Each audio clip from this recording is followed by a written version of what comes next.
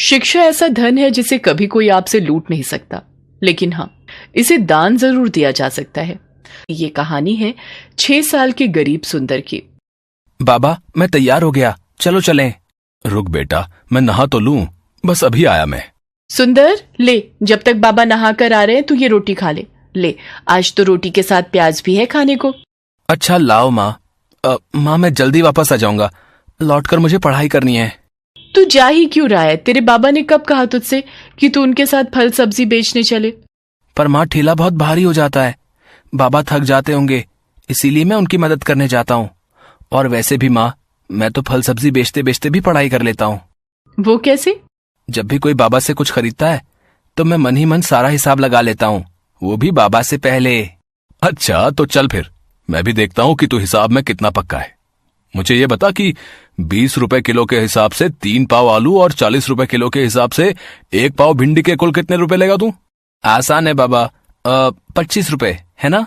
अरे वाह, अच्छा अगर उसी ग्राहक ने आधा दर्जन केले भी ले लिए तो कितने पैसे लेगा? केले हैं 60 रुपए दर्जन, इसका मतलब 30 और 25 पूरे 55 रुपए लूंगा बाबा, वो भी गिन के। 6 साल की उम्र में सुंदर का दिमाग वाकई बहुत तेज चलता था। किशनदास उसे देखकर मुस्कुराने लगा, जबकि रामकली अभी तक हिसाब ही जोड़ रही थी। किशनदास जानता था कि सुंदर को पढ़ने का बहुत शौक था, लेकिन वो मजबूर था। सारा दिन मेहनत करके भी वो बस खाने लायक पैसे ही कमा पाता था। फिर उसी शाम, बहुत भूख लगी है यार, चलना कुछ खाते हैं। मीटिंग बस 10-15 मिनट में शुरू हो जाएगी, इतनी जल्दी कहाँ जा पाएंगे और क्या खा पाएंगे यार? रोहन और विनोद एक मल्टीनेशनल कंपनी में काम करते थे। वो अमूमन चाय नाश्ते के लिए ऑफिस से बाहर आते थे। उन्हें देखकर किशनदास को बहुत अच्छा लगता था और वो हमेशा यही सोचता था कि काश उसका बेटा सुंदर भी एक दिन उनके जैसा ही बड़ा आदमी बने। उस दिन भी यही हुआ। तभी विनोद ने किशनदास का कंधा हिलाकर उससे कहा, अरे भैया, कहाँ खोए हो? केले खिला दो यार, बहुत भूख लगी है। हाँ बाबूजी, ये लीजिए। बाबूजी, आपसे कुछ पूछूं? आप बुरा तो नहीं मानेंगे? हाँ पूछो पूछो। बाबूजी, मेरा बेटा सुंदर, उसे पढ़ने का बहुत शौक है, पर उसे अच्छे स्कूल में पढ़ाने के पैसे नहीं है मेरे पास। अच्छा, तो कुछ मदद चाहिए? नहीं बाबूजी, मुझे पैसे नहीं चाहिए, मुझे तो बस कोई रास्ता दिखा दीजिए जिससे मैं अपने सुंदर को आगे तक पढ़ा सकूं। तुमने राइट टू एजुकेशन का नाम नहीं सुना क्या? क्या है ये?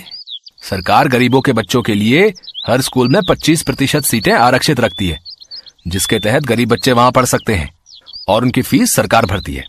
विनोद और रोहन की बात सुनकर किशनदास में उम्मीद जगी और फिर किस्मत ने भी सुंदर का साथ दिया। शहर के एक बड़े स्कूल में आरटीआई के तहत सुंदर का एडमिशन हो गया। स्कूल का पहला दिन था और सुंदर बहुत ही खुश था। बाबा, मैं कैसा लग रहा हूँ? बिल्कुल राजा बाबू लग रहा है मेरा बेटा। बाबा देखना, अब मैं खूब पढ़ाई करूंगा और एक दिन बहुत बड़ा आदमी बनकर दिखाऊंगा। जिस स्कूल में सुंदर को सीट मिली थी वहां शहर के सबसे अमीर घरों के बच्चे पढ़ते थे। इन्हीं में से एक था विकी, जो नामी सेठ सूरजमल का बेटा था। अमीरी के घमंड में चूर विकी हर वक्त बस अपने पैसों की धौंस दिखाता रहता था और अब सुंदर उसका नया शिकार बनने वाला था। अरे वाह, ये क्लास तो कितनी अच्छी है। हाँ फटीचर, देख ले, आंखें फाड़ के देख ले, क्योंकि इससे पहले ना तो तूने कभी ऐसा स्कूल देखा होगा और ना ही ऐसी क्लास। मेरा नाम फटीचर नहीं है, सुंदर है। सुंदर? इसका नाम तो देखो। सुंदर नहीं, तेरा नाम तो बंदर होना चाहिए। विकी की बात सुनकर सारे बच्चे सुंदर पर हंसने लगे और सुंदर की आंखों से आंसू गिरने लगे। लेकिन सुंदर जानता था कि उसे इन बातों पर नहीं बल्कि सिर्फ पढ़ाई पर ही ध्यान देना है। वो चुपचाप जाकर अपनी सीट पर बैठ गया।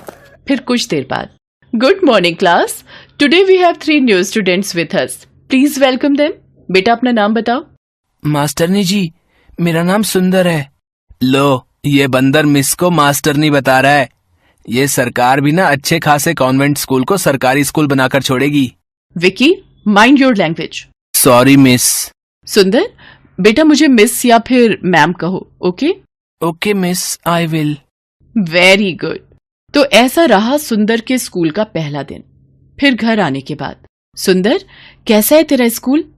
माँ बाबा बस पूछो मत, इतना बड़ा स्कूल, इतना बड़ा मैदान, इतना साफ कि क्या कहूँ, इतने सारे झूले और बहुत अच्छी मास्टरनी, मेरा मतलब है कि मिस। और तूने पढ़ाई की या फिर बस स्कूल ही नहीं हारता रहा? आज पढ़ाई कम हुई माँ। आज शनिवार था ना, तो एक मैडम ने नाचना सिखाया। फिर हम लोग स्कूल के मैदान में खेले भी। सुंदर क्लास में हुई घटना को छुपा गया।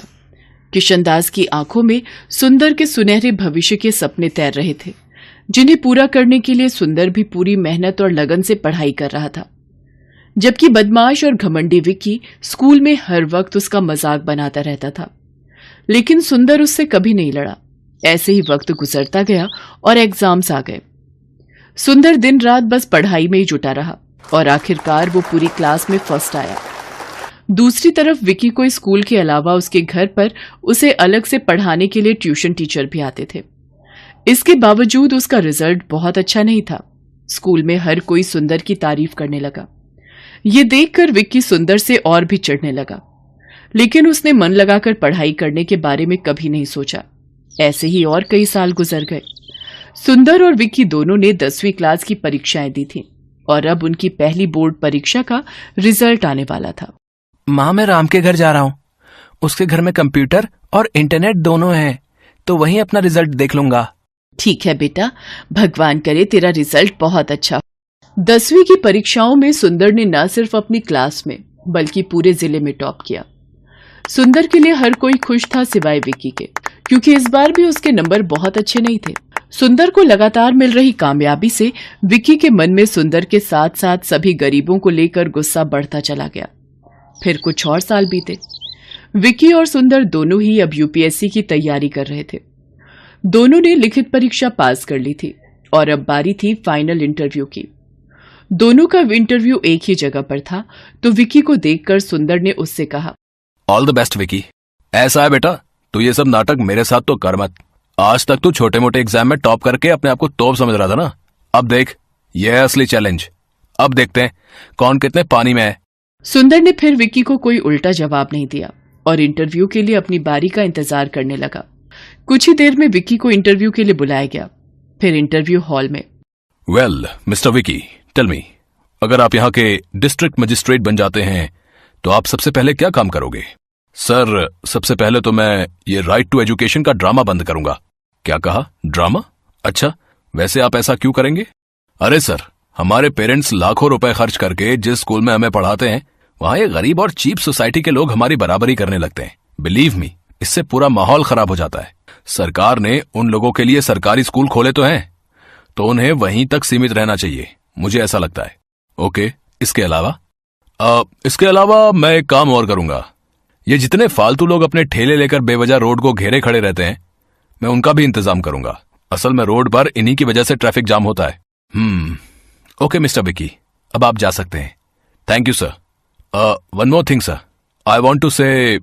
यस सर, मेरे डैड यहाँ के जाने माने बिजनेसमैन हैं। ये देखिए, ये रहा उनका कार्ड। इसका मैं क्या करूं? क्या कहना चाहते हो? खुलकर कहो। I want to say that I know how to manage manpower and deal with that bloody workers. So I think I am the best option for. Okay, you can leave now. Vicky को इस बात का एहसास तक नहीं था कि interview के दौरान उसके हर शब्द से सिर्फ उसका घमंड ही झलक रहा था। अगली बारी सुंदर की थी। इंटरव्यूअर ने उससे भी वही सवाल पूछा जो विक्की से पूछा था।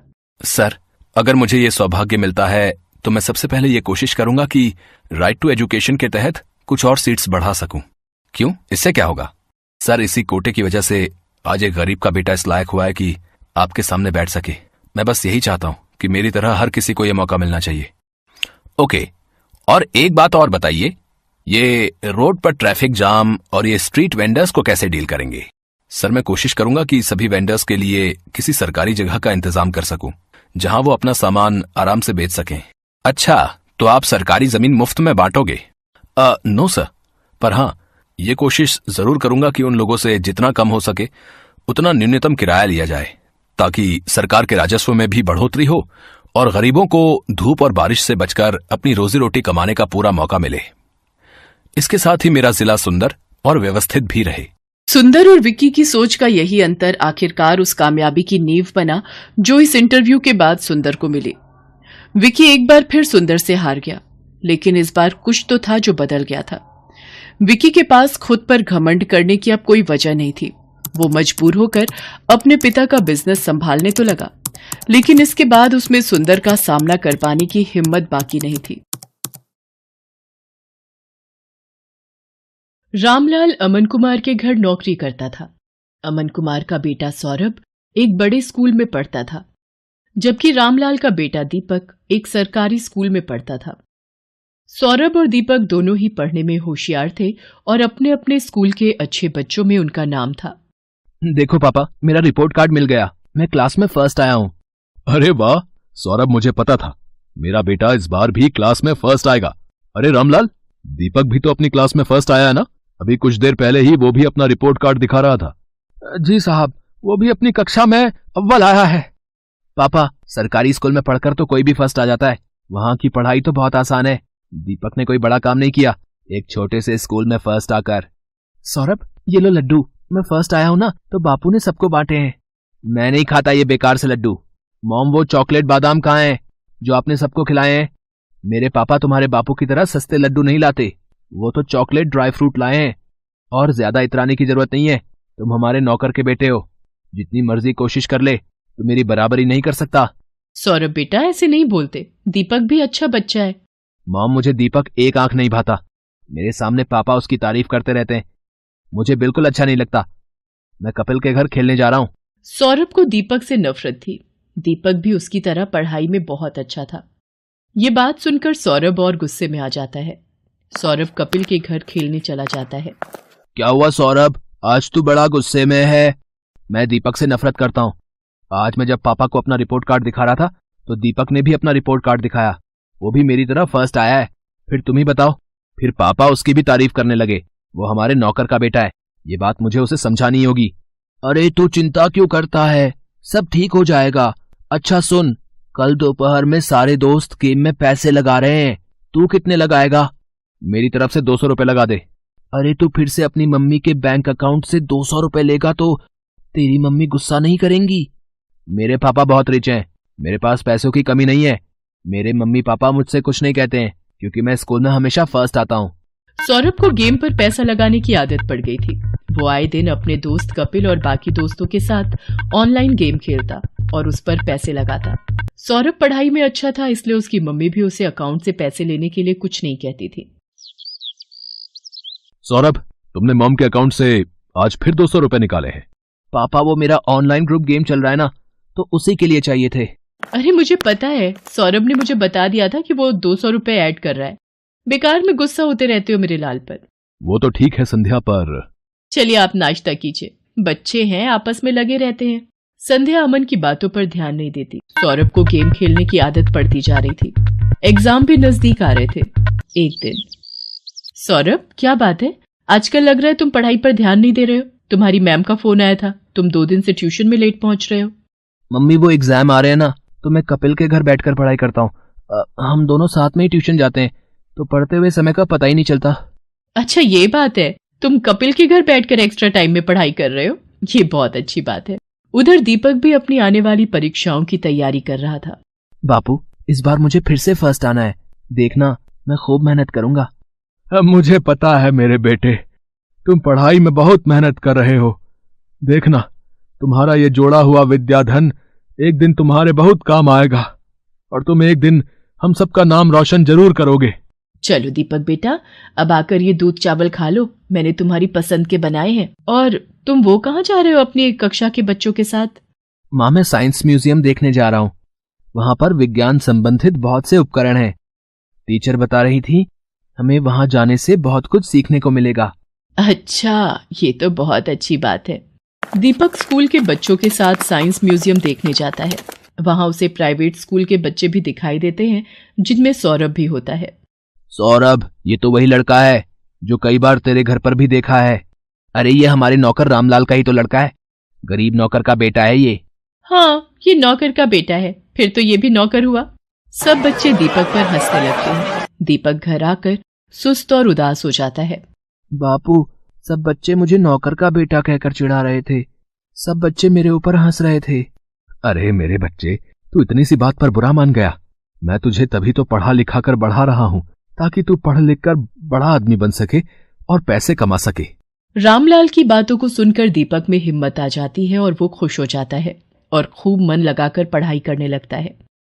अगले दिन दीपक स्कूल जाता है तो उसकी टीचर उसे कक्षा में पूरे साल अच्छा करने के लिए पुरस्कार देती है। दीपक ने पूरे साल बहुत मेहनत करके अव्वल स्थान पाया है, इसलिए दीपक को स्कूल की तरफ से कक्षा में best student of the year का अवार्ड दिया जा रहा है। और मैं जानती हूँ कि फाइनल एग्जाम जो आने वाले हैं, दीपक उसमें भी फर्स्ट क्लास पास होने की पूरी कोशिश में लगा होगा। Thank you ma'am. सब बच्चे तालियां बजाकर दीपक की प्रशंसा करते हैं। घर आकर दीपक अपने बापू और माँ को सारी बात बताता है। अरे वाह, ये तो बहुत सुंदर पुरस्कार है। जीते रहो मेरे बच्चे। बापू, मैं ये पुरस्कार अमन अंकल को दिखाकर उनका आशीर्वाद लेना चाहता हूँ। ठीक है बेटा, चल तू उनका भी आशीर्वाद ले ले। संध्या, तुम्हारे बैंक अकाउंट से 1 लाख रुपए निकल गए और तुम्हें पता तक नहीं। मैं भला इतने पैसे एक साथ कहाँ खर्च करूंगी? मुझे भी कुछ समझ नहीं आ रहा ये सब कैसे हो गया। रुको, मैंने बैंक से सारी डिटेल निकलवाई है। बैंक की तरफ से ही फोन है। अमन बैंक वालों से फोन पर बात करने लगता है। रामलाल और दीपक भी वहीं खड़े थे। हो गया सत्यानाश। और दो लाडले को मोबाइल फोन। तुम्हारे बेटे ने बेवकूफी में 1 लाख रुपए न जाने किसी ऑनलाइन गेम में लगा दिए। अब भुगतो। और है कहाँ ये सौरभ? वो तो अपने दोस्त कपिल के साथ ट्यूशन गया है। मेरे फोन पर सौरभ के ट्यूशन से फोन। जी, मैं सौरभ की मम्मी बोल रही हूँ। क्या सौरभ ट्यूशन नहीं आ रहा? पर जी ठीक है, सौरभ पिछले 1 हफ्ते से ट्यूशन नहीं जा रहा। तभी सौरभ आ जाता है। क्यों सौरभ, ट्यूशन से आ गए? जी पापा। अब तुम झूठ भी बोलने लगे हो। तुमने 1 लाख रुपए किसी ऑनलाइन गेम में लगा दिए और 1 हफ्ते से ट्यूशन भी नहीं जा रहे हो। 2 दिन बाद तुम्हारे फाइनल पेपर हैं। Papa mummy, I am sorry. मैं कपिल के बहकावे में आ गया था और उसी की वजह से आज मैं स्कूल टेस्ट पेपर में भी पहली बार फेल हो गया। अरे रामलाल, तुम कब आए? और दीपक बेटा, ये तुम्हारे हाथ में क्या है? जी ये वो, आज मुझे स्कूल में बेस्ट स्टूडेंट का अवार्ड मिला तो आपका आशीर्वाद लेने आ गया। जीते रहो बेटा, खूब तरक्की करो। अमन दीपक को आशीर्वाद देकर चुपचाप अपने कमरे में चला जाता है। पापा, क्या मैं अंदर आ सकता हूँ? मुझे अभी तुमसे कोई बात नहीं करनी सौरभ, अपने रूम में जाओ। मम्मी पापा मेरे से नाराज है, वो मेरे से बात नहीं कर रहे। सौरभ, अगर तुम्हें सच में अपनी गलती का एहसास है तो अपनी गलती को सुधारो, फिर तुम्हारे पापा का गुस्सा ठंडा हो जाएगा। मुझे पता है मम्मी, मुझे क्या करना है। सौरभ ने अब कपिल और उसके दोस्तों के साथ गेम खेलना बंद कर दिया और खूब मन लगाकर पढ़ने लगा। पर 2 दिन बाद उसका मैथ्स का पेपर था। उसने ट्यूशन की बहुत छुट्टियां ले ली थी और उसका कोर्स अभी बहुत बाकी रह गया था। मम्मी, मेरा बहुत सारा सिलेबस अभी रिवीजन के लिए बाकी है, मैं कैसे कर पाऊंगा? कुछ सवाल तो मुझे समझ भी नहीं आ रहे। सौरभ, तुम एक काम क्यों नहीं करते? दीपक की मैथ्स बहुत अच्छी है, उसके मार्क्स भी बहुत अच्छे आते हैं और मैंने सुना है अब तो सरकारी स्कूल की पढ़ाई भी बहुत अच्छी हो गई है और प्राइवेट स्कूल की किताबें और सरकारी स्कूल की किताबें एक जैसे कोर्स की पढ़ाई जाती हैं। मम्मी, क्या दीपक मेरी मदद करेगा? मैंने हमेशा उसके साथ गलत व्यवहार किया है। कोई बात नहीं, पर अब तुम्हें अपनी गलती का एहसास है, ये बहुत बड़ी बात है। रामलाल, दीपक को जरा बुला लाओ, सौरभ को मैथ्स में उसकी सहायता चाहिए। हाँ हाँ मालकिन, मैं अभी बुला लाता हूँ। सौरभ दीपक की सहायता से मैथ्स के पेपर की तैयारी करता है और बाकी सभी विषयों में भी सौरभ अब दीपक के साथ ही पढ़ने लगा। सौरभ भी दीपक की तरह अपने स्कूल में फर्स्ट आता है। सौरभ, तुम्हारा रिजल्ट देखकर मैं आज बहुत खुश हूँ। पापा, ये सब दीपक की वजह से ही हुआ है, इसने मेरी एग्जाम के दिनों में बहुत हेल्प की। थैंक यू दीपक। रामलाल, तुम्हारा बेटा दीपक बहुत होनहार है, देखना ये एक दिन जरूर बड़ा आदमी बनेगा। अमन अंकल, एक दिन मैं भी आपकी तरह ही बड़ा बिजनेसमैन बनूंगा। दीपक की बातों को सुनकर रामलाल की आंखों में खुशी के आंसू आ जाते हैं और वो दीपक को गले से लगा लेता है। Best buddies. Hello friends, thanks for watching this video. अगर आपको ये वीडियो पसंद आया है तो प्लीज लाइक, सब्सक्राइब, कमेंट्स करें इस वीडियो पर और हाँ, शेयर करना भी ना भूलें। और भी मजेदार वीडियो देखने के लिए नीचे दिए गए बेल आइकॉन को दबाएं। देखते रहिए बेस्ट बडीज।